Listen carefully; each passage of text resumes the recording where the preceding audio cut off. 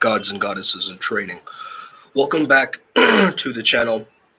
It's Uncle Makara. Today I have a bit of a sore throat, but I want to get this message out there. You know I don't play, guys. I keep going every single day. You know I've got some sauce for you to tap into. And bear with me with this coughing and, so forth. But I want to speak today about spirit guides, man. I think it's about time that we delve into this topic right now, which is essentially your theme determines your spirit team. Okay. Now, what do I mean by that? We have a general theme in life. Now, there's a certain word that transcends your physical experience, correct? There's a certain word like health or love or truth or beauty or some word that expands your sense of self, right? You can think about probably a bunch of those words: legacy, immortality, something that pulls you outside of the normal human experience. My word specifically is flow, okay? My word specifically is flow, and I use flow as a theme to connect to my spiritual world. So therefore, your theme, whatever that may be, is helping you connect to your spirit team. So, hold on one second.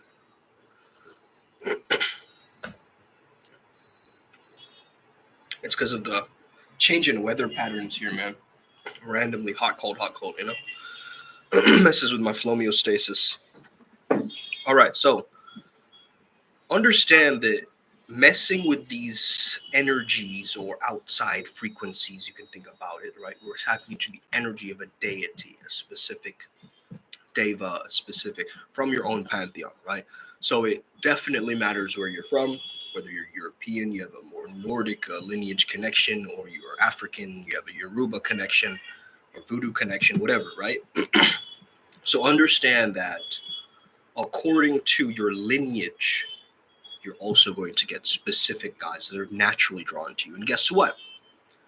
The guides that you have already had guidance from and had support from, which again, it's like this weird unsolicited love, right? Like unrequited love, I mean, right? Like in a sense, like you're giving this deity all this love, this praise, this tribute. And at the same time, they're like, so what? You know, I have so many followers from so many, you know, temples across the world and mosques and, churches that pray to me already and support me. What makes you special, right? What makes you unique in your spirituality? I think the unique blend of bhakti or devotion that you give is honestly lived through your own example, your own existence in life. And this is, again, read the disclaimer. This is all my personal perspective. This is what I've observed throughout this journey. Now, if you want this subtle realm support, you're going to have to learn how to drop that mask, drop that ego. And you have to learn how to get into flow state and concentrate and meditate, okay? Because as you're watching this video right now across the world, I want you to look up the time right now, wherever it is that you're from. So it might be, for me, it's 2:35 p.m., okay? For you, what is the time right now? If you want to type it into the comments, and then write those numbers out. Like right now, the live is 3:33, right? You write those numbers out, and then you type it into Google, the spiritual meaning of numbers 325, okay, 111, whatever it is that's coming up, okay? Also, another way that I use it is through gematria. Gematria is a Hebrew text. It kind of breaks down the sacred texts and creates a numerical sequence of it. This is how we created Primal Sutra with gematria. If you type in Primal Sutra into gematria, you might find 888, okay? We used it very consciously by understanding how the deities helped us and guided us towards this path working, right? But also you'll notice signs, symbols, synchronicities. And what do you feel when this happens? An expansion, right? When you're anxious or something else, you feel a contraction. You feel like a sense of danger coming in, right? But for me, especially with higher beings, I feel this sense of expansion and this warmth, and almost like you're being lifted up, like you're feeling so light. Okay, that's the kind of feeling that you're going to tap into. And you can't be distracted, and you can't be over consumptive. What do I mean by that? Your ego channel can only focus on attention at so many places at once. Okay, it cannot divert its attention to 1,000 different things. So you probably have a lot of spirit guides wanting to help you, but because of the noise in this world, because of this 3D hologram that we're all in, we get very distracted, right? Our attention spans can't even watch a live video like this, right? Quickly, like, get the fact and get out, right? What's the technique? What's the tool? And then I'm out of here, right? It's not the rest and the digest, it's not the expansion of knowledge into applied knowledge, which is wisdom, right? That ability to actually take the theoretical and apply it towards something, right? I think a lot of our practitioners, yogis, upasakas, they do have this sense of theory, right? But are they practicing their sadhana? Are they in the dojo, so to say, right? Are they living their life like they're in control of their lucid dream? Or are they living it kind of haphazardly, you'd say, right? Kind of letting all their attention get skewed and misconstrued in a sense. When I first started out this journey, man, I was so confused, right? I was so confused because I was looking everywhere. I was very scattered. I had 1,000 different interests at once. Okay, I want to do this, and then I also want to do that, and I also want to do this, and I also want to do that. And eventually I found overlaps through that curiosity, through that exploration. I mean, think about it. I went to a liberal arts school because of my uncertainty, right? But then I realized I don't crave certainty. I actually crave variety. I crave that novelty, that experience of life where I'm able to look at the newness of things and really embrace the newness of things. You see? So once I understood that it is not my story or belief that I want to keep perpetuating like this, right? I don't want to be this scattered guy. I want to be honed in, right? Focused. And this is really, well, it took me a while to finally get into touch with this energy, in tune with this energy, right? And you've got to understand that, are you hearing the noise of the world and getting scattered by those signals or static, or are you listening beyond to the melodies and the vibrations and the resonances that are invisible? It's very rare for you to find someone who has a complete, accurate spiritual blend to you. But I always love to learn from other spiritual people, or people who endeavor into exploring their internal worlds, right? Because I've noticed, at least, a lot of these people, they don't respect their connections. But you got to respect your connections. Don't take these deities for granted. Don't show up late for your meetings with them. Don't, ignore them when they're giving you some sign of great momentum and purpose, and that you have to listen to them, but you're not listening to them. Dude, they're going to pull out the rug from underneath your feet, bro. I'm telling you, you have to not take them for granted. These beings are way more powerful than we think. And we have got to give ourselves this possibility to work with them, right? Not work against them or push them away or try to. Again, we can banish evil spirits and beings. Okay, that's very valid. And I like to do a banishing before I tap into, let's say, darker entities and so forth. But I've understood that the way spirit guides are presented to me, to us, are based on what we believe. So you know how a lot of people believe that these new age teachings, are demonic and it's all demon worship and all that? That's based on your belief system. And so you're going to actually call in more demons and evil spirits into your beingness, being light beings in disguise, right? Because your belief system actually magnetizes that type of thing. But if you believe that these beings out there, they're there to support me, they're my consultants, I have a spirit team, I'm the CEO, I'm the person who runs this business of my spiritual world, right? I'm the one who runs this business. Okay? I'm the entrepreneur of this spirit team. Okay? I'm the leader here. I'm the conductor I'm the receiver and the translator, right? I'm the conductor, I'm the But let me tell you this, this was kind of before I started delving into all of this. I was fascinated with spirituality already, mainly psychology, and then I delved into this more esoteric stuff. I started to read a lot of the stuff out there and understanding that, a lot of this stuff is what the New World Order wants people to understand about this. So I don't know if you guys know, but there are two very dangerous beings that are being tapped into in terms of the shadow world, or the shadow government, and what's happening, right? I don't want to speak too much on that because they keep blocking my videos whenever I talk about these topics and they mess up the algorithm. But irregardless, let me just start talking about it, okay? Number one, my root chakra deity. First of all, I understood that through my own research and through understanding the chakra system, especially the Eastern one, not the Western. I mean, the Western Celtic chakra system as well, and there's a lot more 10 understandings of the occult Western perspective.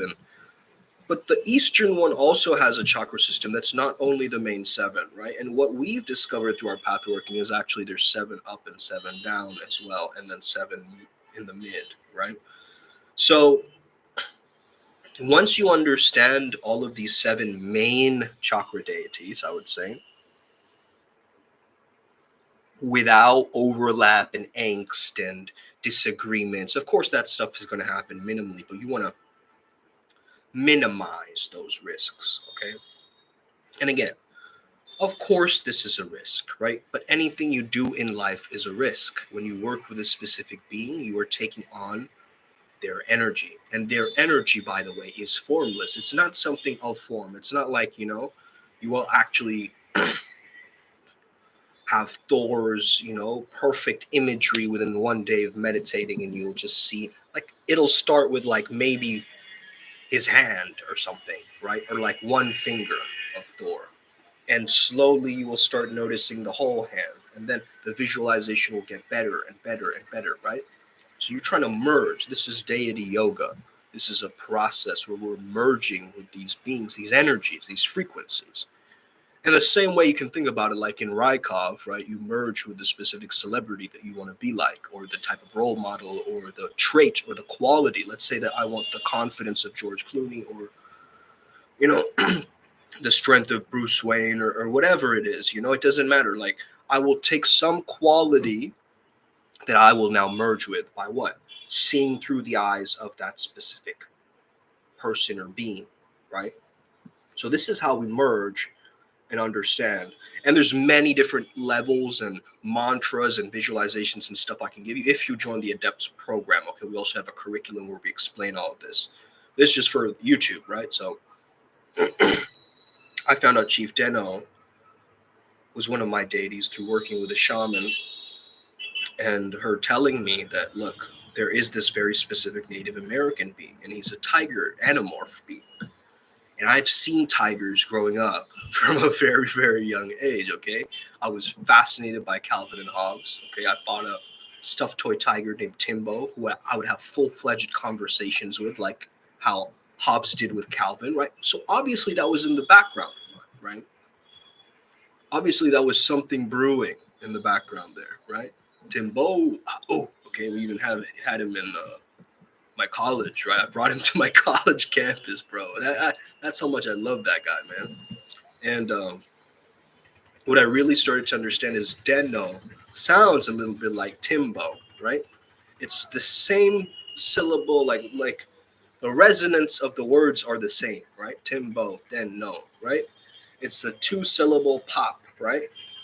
And so when I started to understand that Chief Deno was associated with my, specific root chakra deity as a specific root chakra deity, I was absolutely exhilarated because I was like, man, this has been something that I've known my entire life, but I've never really come to terms with it, right? I've never really put two and two together yet, right?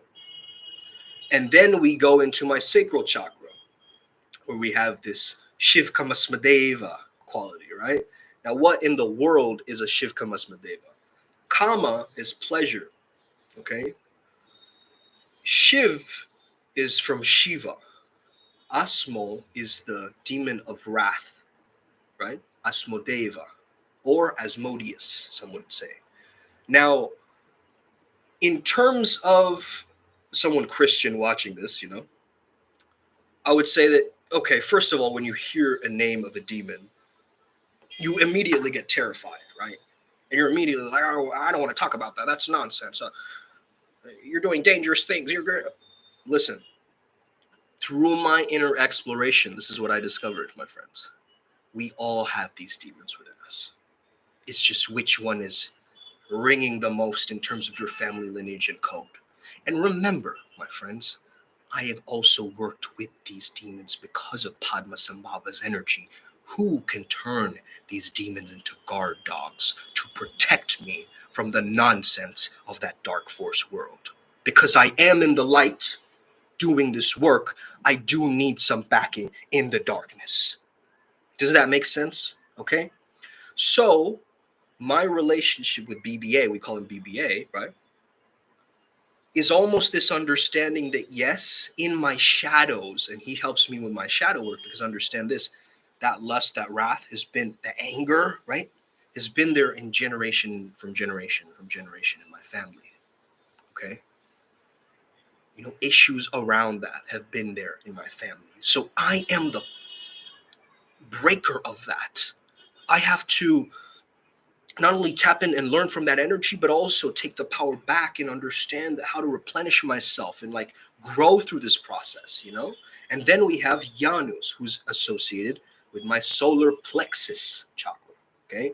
If you haven't heard of the solar plexus chakra, it's all to do with your identity, right? Your willingness to move forward, your energy of action taking. And Janus helps me with this because he is representative of the flow state itself. So think about this: lust, passion, kama, flow state, right? Number one, Chief Deno, Native American spirit guide, flow state. Okay, he's a shaman. He teaches us shamanism. Third, spirit guide, Janus, helps in the transitional phases, January, right? New beginnings, endings. He's the midpoint. He bridges people into the eternal now, into the eternitas, right? So that is Janus's energy. Okay, and Janus, by the way, I found out about Janus through working with one of the greatest sorcerers on planet Earth. His name is Frank White. Okay, dark sorcerer, not a light sorcerer like Rion Kati or one of these, Reiki light worker beings. Right, I've worked with both realms. Right, you guys get that? And I'm here to be at the center point of this all. Right, I am the channel. I am the center point. I'm the divine pillar of light that holds all of these beings, right? And so that's what you really have to understand is you are the vessel that holds all of this. So obviously you have to work on your health, on your wealth, on your relationships, right? And these beings will actually help you do that as well. Of course, if you join the Adepts program, you have access to our already pre-made tulpas or servitors, egregores, whatever you want to call them, right? We call them tulpas, which are basically these beings that help you in health, wealth, relationships, right? And so we are looking at this type of mysticism that is going to improve our lives, make it easier, make it more swift, right? Then we have my heart chakra. Now we have Shivkamasmadeva, right? Asmodeus' energy in the sacral, but then it pulls up into the heart for me as well with Kalabhairava's energy. And I don't think, like in the beginning, when I first found out this energy, I was terrified. First of all, I was terrified of BBA. I was terrified of Kalabhairava. Okay, these two beings, they were absolutely like shocking. Like, whoa, like they would just tell me the truth right to my face. And I don't think I've even had a person tell me the truth like that before to me. So raw, so real, so authentic, so tough love on me. That they weren't willing to give a shit. They were like, dude, do this. This is going to expand you. Why are you being such a lazy piece of shit right now? Why are you doing that? what makes you think, right? Like they spoke to me like that, bro. And me as a kind of soft light worker, you know, I was kind of like, oh, okay, I guess. And I transmuted that energy. I started going to the gym and proving myself to these beings, right? Really leveling up. And I noticed my character changing through that phase. So again, these beings pushed me, right? It's not like they put a gun to my head. It was more like, hey, wake up, dude. You're on this spiritual journey. You're alive right now. Let's go, right? That's the energy I felt. Now, Shiva's energy in my heart, the most terrifying form, right? In my heart. Why do I need that energy? To protect myself, right? Because my heart needs to be strengthened. If I want to really globally impact a lot of people on this planet, I have to have a very big heart. And I also have to find a way to protect myself from people who take that kindness for weakness, who, want to take from me, right? Instead of what? Co-create with me, create this beautiful existence together. So why did I tap into Kalabhairava's energy? I have a guess. I think he was in my family for generations and generations. As I told you guys, I had a Shiva temple as well with two of these Shivlings. And it was very powerful because all of these cobras or Naga beings would like get into the temple, right? And wrap themselves out of onto these Shivlings. And these are stories that I've heard, right? And also tremendously similar, like here in Kolkata, right? The energy is Shiva and Kali, right? Especially in this area, like I've noticed, there's a Shiva temple right down below, and when I walk past it, it's Kalabhairava, bro. It's Kalabhairava. Every time I see that statue, I do this. Even as I do it now, I just feel like this lightness, this in my heart, bro. I swear to you. And Bhairava needs Bhairavi, right? The Devi beside it to give it that feminine essence and energy of protection as well. So you can create this kind of tantric energy, okay?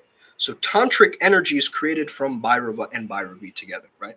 That's the fearsome, connection between both. Yo, what's up, Fabio? Tap in if you want to ask any questions. Go ahead. We're talking about spirit teams. So, yeah, I'm just going through the 7 deities first. So then we have Kalabhairava, or we also call him Shivaji. Okay, we just made it simplified. We call him Shivaji. He's in the heart. It's good to give these beings nicknames, things that really resonate on a personal level with you, right? You can call them uncle, you can call them brother, you can call them father, you can call them familial names for these beings is really much more helpful than just saying, Sir Thor or whatever, like Sir Thor sounds weird. I mean, Father Thor sounds dope, right? Brother Donar sounds like a familial bond, and therefore in our minds, at least in our human minds, emerges closer. So therefore the deity yoga is happening through the nicknaming, right? Then of course we have Hermes in my throat chakra. You can hear him at times when I'm just going off, right? It's like zoom, zoom, zoom, zoom, zoom, zoom, right? He's just zipping past through some kind of a world where he's creating and communicating from that space.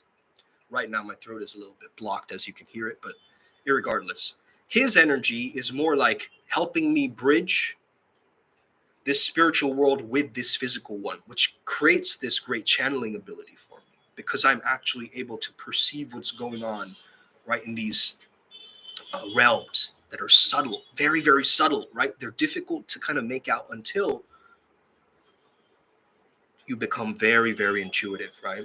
You become very, very inwards and you start actually like holding space for these beings to engage and merge with you. And also a lot of the visualizations, like them sitting in a lotus flower in your heart, or them, helping you get wings or something like this, if they're like some kind of a Garuda. Oh, by the way, Ryan G's channeling Lord Garuda today, so that should be an incredible experience. I might be channeling today or tomorrow, so we'll see according to this evening. And yeah, we're at the equinox, spring equinox phase, right now. A lot of changes happening, retrograde setting in, so there's going to be a lot of pivotal pockets of like yo, there's going to be big changes, and you guys might want to drop certain things in your life right now where you're like, that's not serving me anymore, bro. If you get that energy right now where you're like, dude, I've been doing this for so long and it's not been getting me results, drop it, drop it, drop it, right? That's the energy we're moving into right now. Irregardless, let's get back to the topic at hand. Hermes, right? How did I find out working with Hermes? Well, I think I was initially connected to AZD's teachings because he was connected through Hermes in some way, right? So I understood the Hermetic principles and the Kybalion very early on in my journey, right? I read that and I understood also the Emerald Tablets through Thoth, the same kind of being through that Egyptian lineage and path working, right? Mathis, I think, has a connection to Thoth from his, who's also an adept, you know? So it's like, you have to understand, like, we are connected, you know, on this journey somehow, some way. Like, I don't know how, but we've made it this far, and so it's going to continue to that level, you know. So moving beyond the throat, we go into the third eye. Now, my third eye is connected to Horus, okay, the god of the sky. He helps me with my attention. Okay, he helps me to focus, helps me to raise my energies up.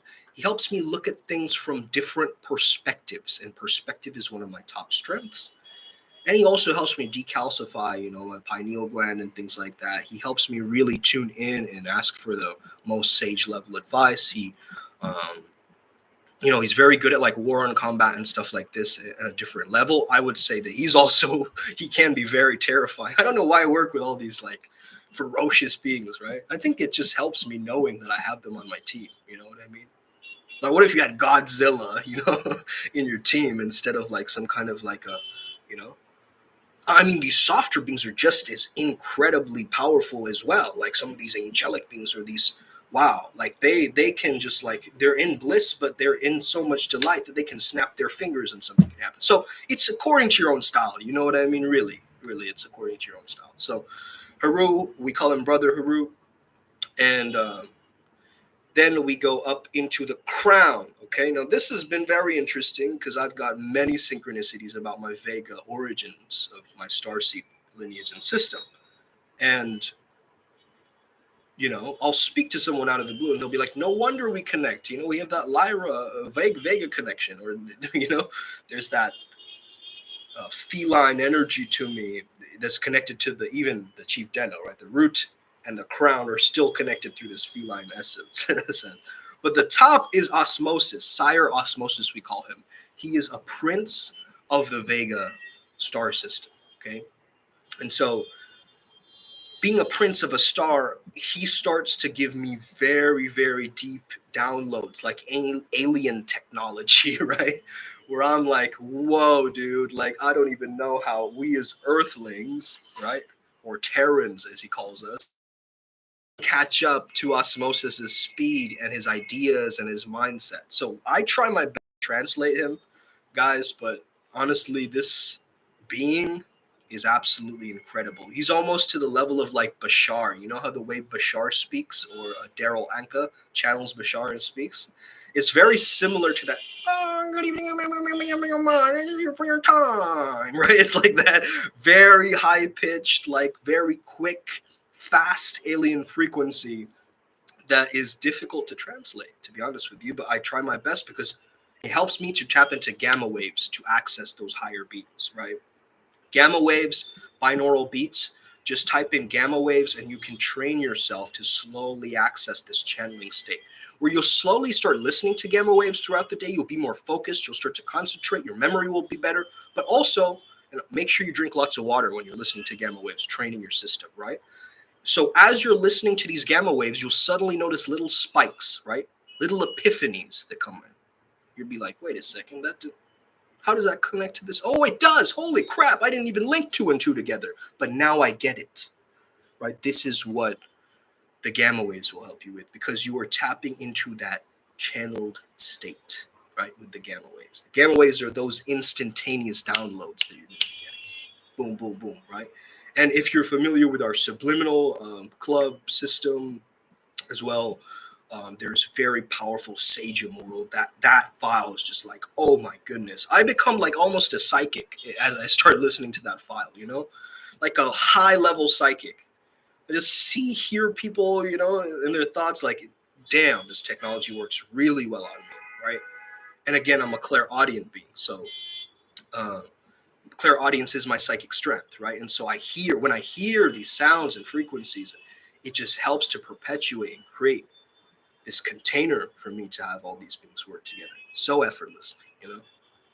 And of course, we have higher beings that are more transpersonal chakras, more lower beings, subpersonal chakras, undersoul, oversoul. We're not going to touch that today, but I really want you to just think about it like your journey has just started, right?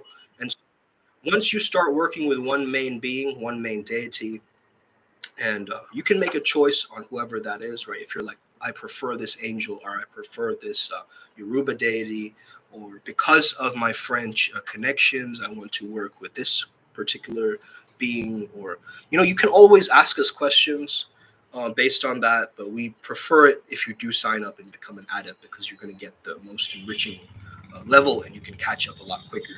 As you're part of the collective, by the way, it's just we've made it so that the tulpas help us as a collective, as adepts, right? So I'm just doing everything for adepts right now.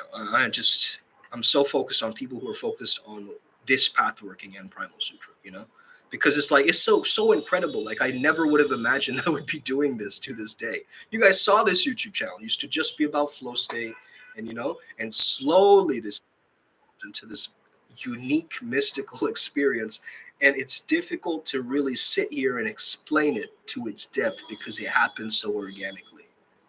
So Jay Guru Dev, to all of the mentors that came before me, and understand that I couldn't have done it without everything coming together in perfect alignment and synchronicity. It always does and it always will.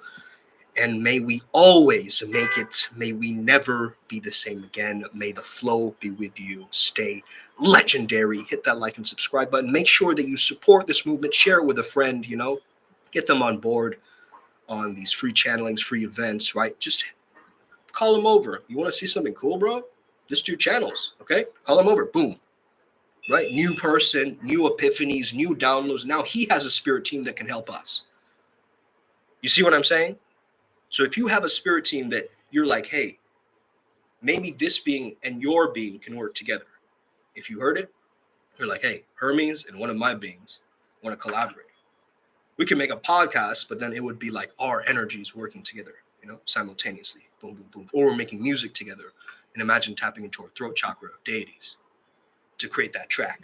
You guys get what I mean? So there's so much potential, so many collaborations available. It's just about what we do with it, how we choose to engage with this energy and make it work with us, through us, rather than, to us. It is happening for us. Let's go. Upward spiral. You already know what it is. Speak to you all soon. Rewatch this recording if you just came in. Let's go. Upward spiral. Yeah. We're all going to make it.